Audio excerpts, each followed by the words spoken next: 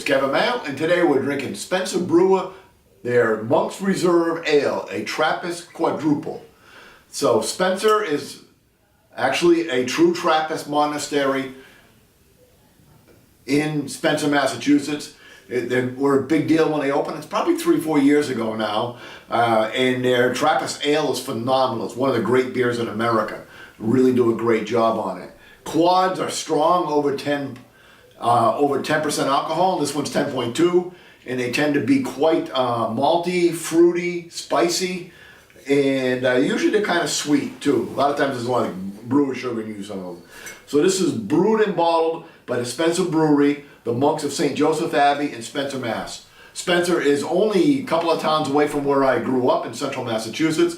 And the really cool thing is if you go to some beer tastings around here, if you go to some beer shows and stuff like that, the monks will actually be there pouring. So it's pretty cool. Let's go ahead and give it the old cage and cork. We'll give it a pop and give it a... So there we are. I believe this was bottled. I read it somewhere. I've had it for a couple of weeks. It was bottled about 2 or 3 months ago, but shouldn't really matter on a beer like this. Let's go ahead and give it a pour. As always, if you like the reviews, please subscribe. We're always looking for new friends. And go ahead and leave comments because we love talking about beer. I looked up what the preferred glassware was, and it is a tulip. I happen to have a tulip, so here we are. And it's a nice, deep, I would say a deep red, deep purple. Not a lot of light in here, so it's hard to see. It's looking more black than it is, but you can see through it. We've got, 2+ fingers of nice tan brown head on it. Getting a little bit of alcohol lacing on it. Let's do the aroma. Rich, dark fruit like plum. A hint of spicy, maybe even clove.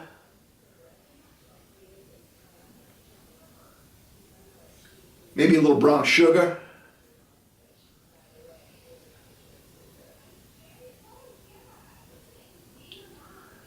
So, fairly traditional aroma is what you'd expect from this.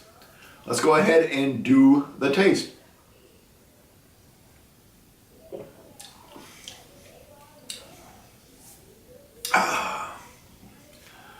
First time I ever heard about Belgian beers was the beer writer Michael Jackson, whose birthday had just passed recently, and a lot of the beer people may know of it.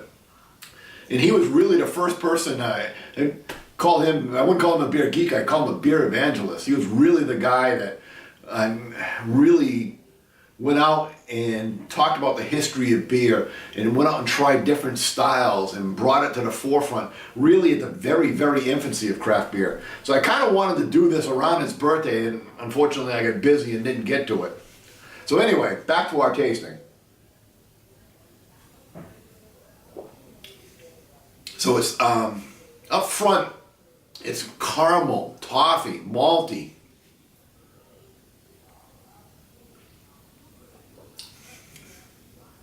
You get that dark, I called it plum earlier, but yeah, plum. Maybe like a fig. Get a little pepper taste in there. A little spicy. I called it clove earlier. I think it's probably just a hint of clove. Little bit of alcohol warming, not a lot, just a little bit. For the most part, it's really smooth. It's malty, not yeasty, but malty. Not bready, but caramely.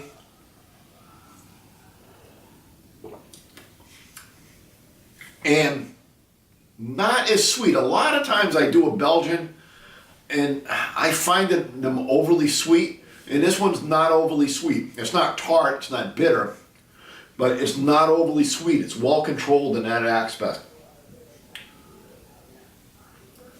So score-wise, this is a really good beer. This is an A beer. if you can get this, you should try it. You should really go out and drink it. So we'll give this a solid, we'll give it a 91 out of 100. Till next time, keep drinking.